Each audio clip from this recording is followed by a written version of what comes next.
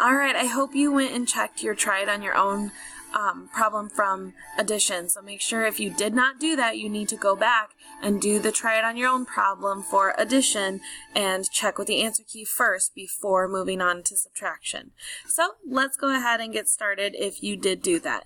So go ahead and write this next problem in your video example for subtraction. It's 47 minus 2.9.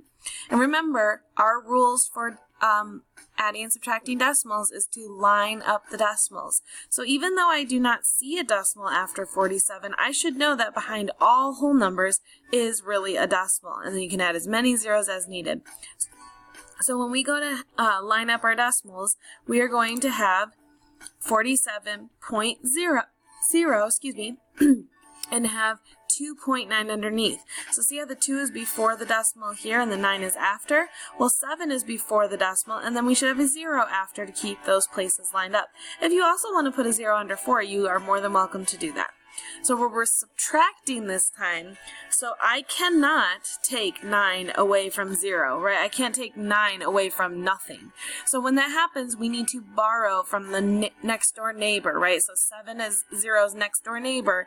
So we're going to cross 7 off and make it a 6. And we're borrowing a whole group of 10 because it's the place value higher. So now this 0 becomes a 10. If there was another 0 that we need to borrow for, then we would have need to cross off that 10, make it a 9, and make the next 0 a 10. So that might sound familiar to you from what you've done in the past. So now we can go ahead and subtract. So we have 10 minus 9 to get 1. We're going to bring that decimal straight down so that we don't forget about it. So make sure you bring it directly down, straight. And then you've got 6 now because we borrowed from the 7. 6 minus 2 to get 4.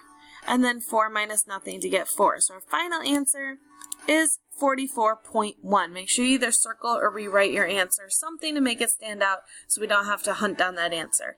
So just like you did with addition, you're going to try this next problem on your own, lining up the decimals, borrow as needed, and then check with the answer key before moving on to your practice. Good luck!